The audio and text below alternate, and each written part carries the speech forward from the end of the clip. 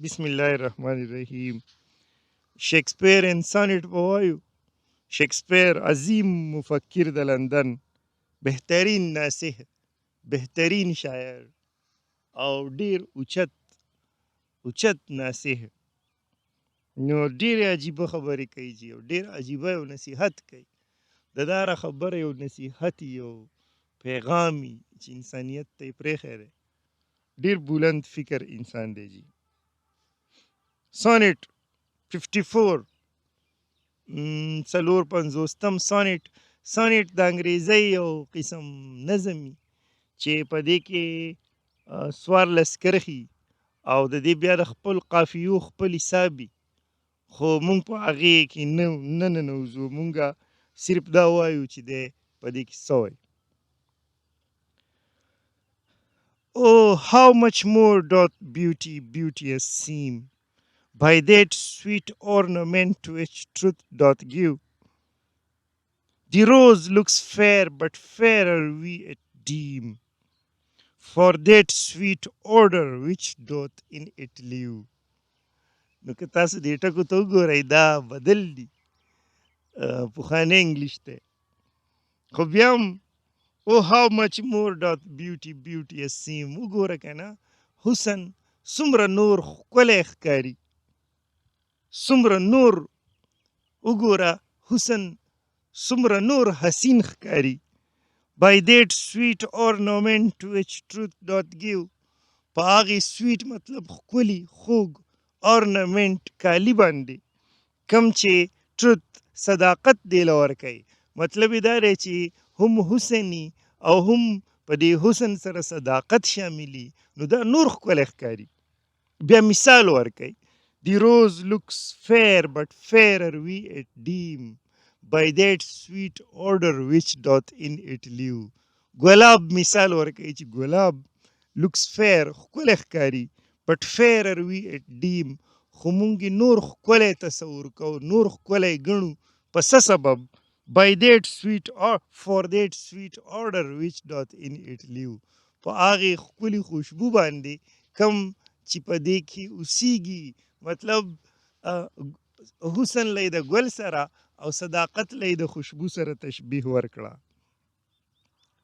The canker blooms have full as deep a dye as the perfume tincture of the roses, hang on such thorns and play as wanton lie, when summer's breath their masked beds discloses. canker blooms پکې راغلو، د صحرا ګلونه. The canker blooms have full as deep a dye، د هغې هم دغه شان ډوب رنګي، ډای مطلب رنګ. as the perfume tincture of the roses، لکه څنګه چې د ګلونو دا خوشبودار رنګت دی. hang on such thorns and play as wanton lie، هغه هم په دغه شان غنو باندې ولاړي او هغه هم دغه شان wanton lie دغه شان ړقیږي راړقیږي، لوبې کوي. when summer's breath their masked beds discloses، کله چې د سپرلي هوا د هغوی هغه ګلغوټۍ ګل کي. مطلب یې دا شو چې کینکر بلومز د صحرا ګلونه چې هغه هم د دې ګلاب په شان سره یي، د دې په شان په غنو ولاړي، د دې په شان په سپرلي کې ګل کیږي، په هوا کې ړقیږي. but for their virtue only is their show. They live unwooed and unrespected fade, die to themselves. Sweet roses do not sow, of their sweet deaths are sweetest odors made. خو for their virtue، دا غوی ورچو، دا غوی قدر، دا غوی اوچتوالی لویوالی څه دی؟ only is their show، صرف دا غوی دکلاوه. they live unwooed and unrespected fade، نه څوک په هغوی باندې رشک کوي، نه څوک هغوی له عزت کوي، ځکه چې خوشبو پکې نشته. die to themselves، په ځان کې دننه هغه مړه شي. sweet roses do not sow، خو ګلاب چې ښکلي ګلاب چې هغه دا چل نه کوي. of their sweetest deaths are sweetest odors made، د ګلاب د خوږ مرګ نه خوږې خوشبویانې ښکلي خوشبویانې پیدا کیږي. مطلب خلک ترې عطر وباسي او هغه شان د هغوی د تخم نه هغه شان نور ګلونه هم را پیدا شي خوشبودار.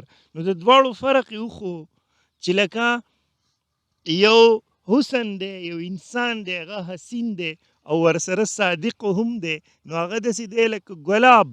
او یو انسان دی هغه حسین دی خو صادق نه دی، کاذب دی، دروغجن دی، منافق دی، نو هغه داسې دی لکه دغه صحرایي ګل.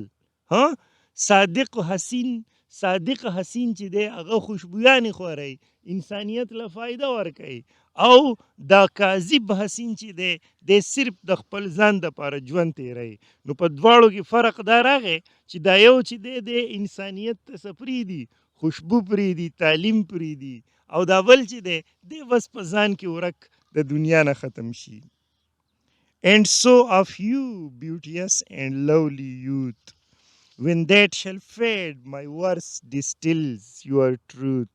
نو بیا خپل محبوب یادوي چې دغه شان ته مې ای حسینه او ښکلیه ځوانه، کله چې ستا دا حسن ختم شي نو زما دا شاعري چې ده دا به ستا دا صداقت چې دی دا به ډسټیلډ کی، مطلب په شیشه کې به یې بند کی، خوشبو به ترې جوړه کی، یعنی زما دا شاعري به یوه خوشبو شي کم چې به ستا د حسن دا صداقت بیانوي. سبحان الله والسلام.